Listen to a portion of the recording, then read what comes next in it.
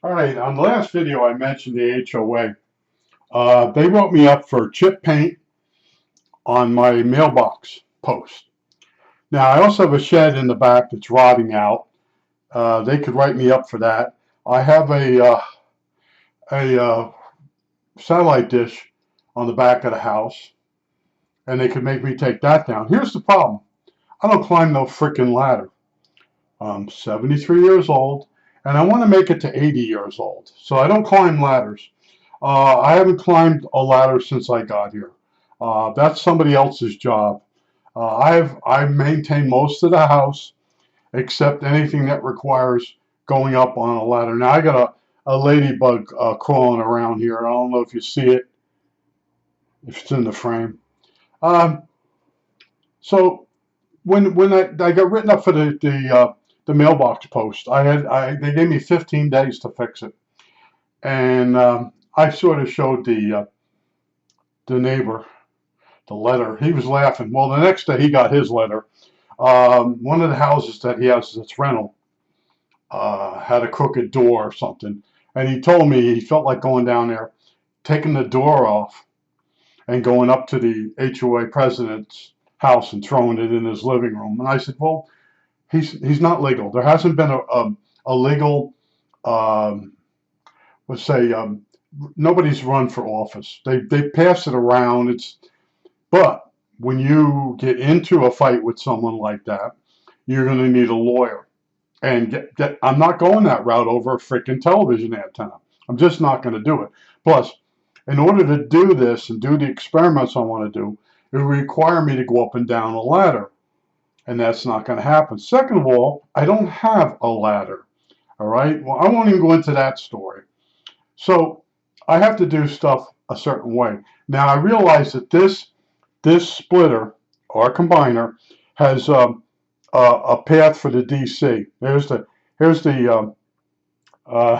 ladybug. It's now on the thing. Anyway, one of these is a pass through, set one. In other words, you can send voltage up through the wire, and it'll go off the one side to the antenna like a Telvis that needs power, and then the signal comes back down the wire, and then it goes back down through here. The other side, of course, wouldn't get voltage. It would just be a straight passive antenna. There's all kinds of systems, but the thing that's hitting me is I'm between two different areas, basically that have where the antennas are. I'm in the middle of two distributors or whatever you want to call them, and I have weak signal to start with. And then someone says, put the antenna outside. It can't happen.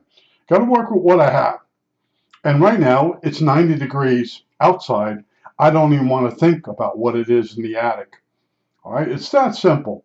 And I right now, the next step I have is I have a spiral notebook, and I'll log in the signal strength of each station that I get from Philly, and then I'll do the test with the antenna going towards Harrisburg with this splitter in. And I have to do a couple things. You know, I might lose a station, but is it a station I even care about? See, but it's wacky the way they're doing it. That's the problem. You know, when I first got here, and television wasn't digital yet. It was still both. It was both systems. And when I got here, I could get everything on one antenna. And then it went dark, and then I started changing my antennas over. And for a while, I actually used an antenna from Walmart, and it worked fine. And then they started repacking. They started, shutting one thing off, changing the frequency, and all of a sudden, I'm losing stations. And one of the things that happened was the antenna. I bought the biggest freaking antenna I could buy, and I put it in the attic. I laid it there. It worked perfectly. But then they did a repack. And then when I went to move it, all the plastic parts from being in the heat had crystallized and fell apart. So then I started buying other antennas. But it's something for me to think about. I know it's a losing game. I'm going to lose something, And a rotor would work, but then every time I put the TV on, I have to decide. You kind of dance around and look at the different channels. And when you have a rotor, in the old days, the Heathkit television set would tell the rotor to turn when you change the channels, and that doesn't happen. In other words, and it would be good. Yeah, I could get a Televis and pick one of the two. Hopefully, it would fix the Harrisburg problem. See, Harrisburg has the PBSs, but the Philly has the station, the cowboy station, the westerns. See, I got to go look and see if anything's changed. I might sit there and say, you know what? I only need Harrisburg now. I can get the westerns. It's called Grit. I had Defy for a while. They used to have the what the hell is it?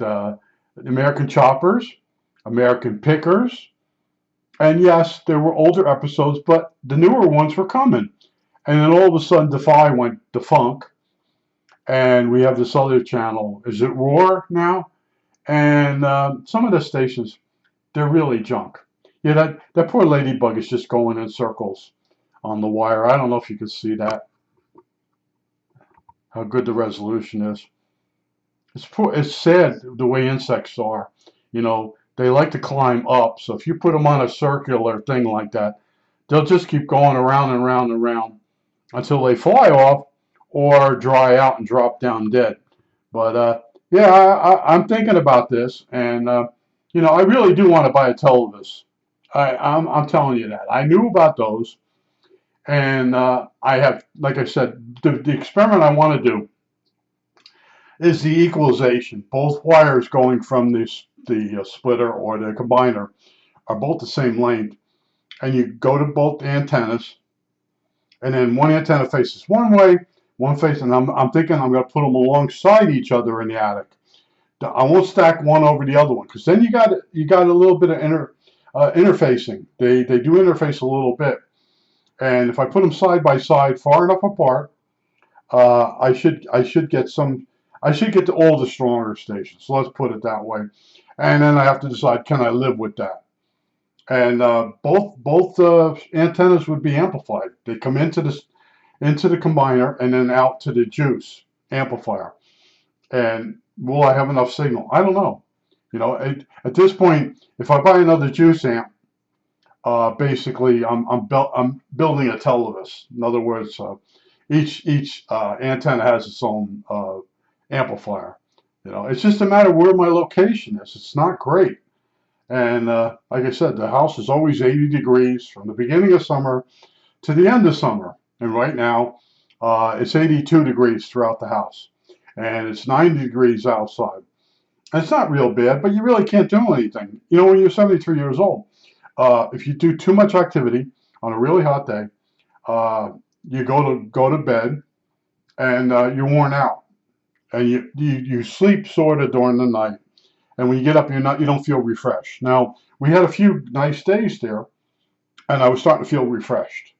I had more energy. See, I get a lot of stuff done during the day. You got to realize I go out and do a 3 to 6 mile walk every morning. Then I walk to stores and buy stuff, and then I nap in the afternoon. And I think about these different projects, and it would be nice to not be afraid to go up and down on a ladder. It would be nice not to have an HOA. It would be nice to be in a location that has stronger signals. But this is where I'm at now. And I'm like, well, it is what it is. I have to make the best I can. And I might just leave it the way it is. I have an antenna pointing at Philly, and I don't get my PBS. I don't get, there's another station up the other way. What's it? It's got the comedy Laugh on it. That's up the other way. And it's sad. I mean? I had to choose between whose television I wanted to watch, Harrisburg or Philly. Now, Philly has a lot more stations. And the other thing, too, is if I got the Televis and aimed it at Philly, it's possible I'll get even more stations from Philly. Think about that. See, it's a chess game. In other words, you keep trying to get the Laugh station that's in Harrisburg, when really, if you go for a better antenna and aim it at Philly, that laugh channel might be on one of their, it might be a sub channel on one of the stations. I noticed in the other night when I didn't get that channel 29, I did get it for a while. That's out of Philly, and I get 17, and there's another one I get out of Philly, and they all have sub channels, and a lot of them they're in Spanish, and it's like you gain 3 channels, but they're in Spanish, and then it's a chess game. You know, I just want to tell you this for the reason I wanted to tell you this is to educate you that there are combiners, there are splitters, and there are ladybugs that go around in circles. Basically, the equipment you can buy, like this splitter, it's a Winegard. One side is a direct line. It still splits, but it allows the voltage to go up into an amplified antenna. And then the other side, the antenna number 2, would be a non-amplified antenna. You can't put another amplified antenna in 2. It's just the way it's made. Now, there's probably somebody, the Televis does that. Their splitter will also power the antenna. See, you're talking $600, or maybe get the splitter, and it'll cost me $400. You know, but you know, you make a mistake, you burn the thing out, you got to send it back. You know, what is their warranty? You know, it's easy having the thing in the attic. If it goes bad, it's, you know, it's not, you don't have to climb the ladder, take the thing down, send it back, then climb the ladder again. There is advantages to having the antenna in the attic. And if you've ever saw the crows we have here, they will stand on antenna elements and snap them off when they take off. And that's the other thing. Now, in my neighborhood, there's only one antenna on a woman's house, and she was always in combat with the HOA. I don't want to get too into the HOA because it's not being done right here, and I don't want to get involved. You know, I don't want to be president of the HOA. I was on the board for a while.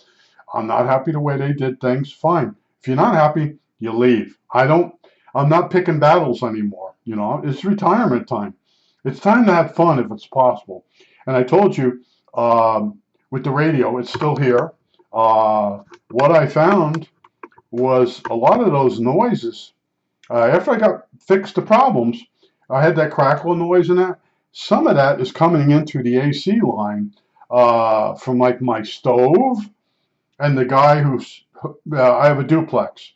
The person that's hooked to me, their stove comes through the AC. They're electric stoves and ovens, and they have these thermostats in them, and that's what some of the noise was. I got the radio basically finished. I have to tie off 2 wires and put it back in the case, or put the cover on the top, and it's done. Yeah, I stay with it, and I started realizing I was chasing ghosts.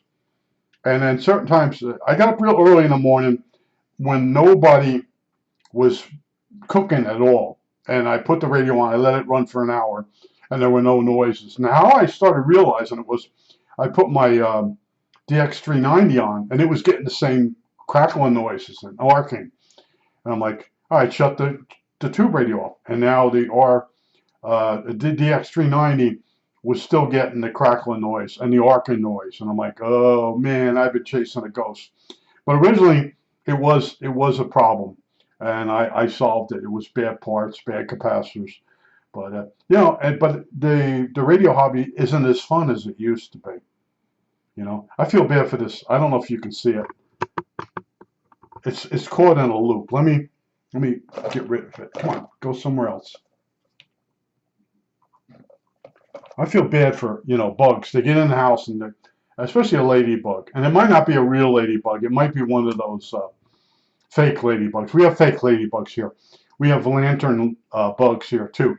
We had them real bad, and then all of a sudden they disappeared. They said that the birds started eating them. Well, something's wrong this year. It's too hot. There's probably not enough water in the lantern bug that the birds will eat it. It's probably too sour for them. Or the lantern bugs they've evolved where the birds won't eat them. So now they're everywhere outside. I had one on me today. I'm carrying 2 bags of groceries home, And that's when they strike you, when you don't have a free hand. They'll land on you. And they poop. When the lantern bugs poop from a tree, you think it's raining. You got to see some of the nonsense out here. Some of the fun stuff, some of the nonsense. Every state has its good and the bad. Some states got really bad snakes. And some will say, you don't want to go there. Now, when I was in Texas, I was in school for TRW. What was it? The stupid Olivetti. And one of the guys came to my room in the hotel, and he knocked on it. He says, "Can you go with me?" He says, "I'm buying." He's buying the back panels of a pickup truck, and he says, "I'll buy you an ice cream." So me, him, and his girlfriend, we went out in this snake-infested junkyard, and we carried back the bed of a pickup truck. And then when he got back, he had tools, and he started taking it apart, putting it away, and he did buy me an ice cream.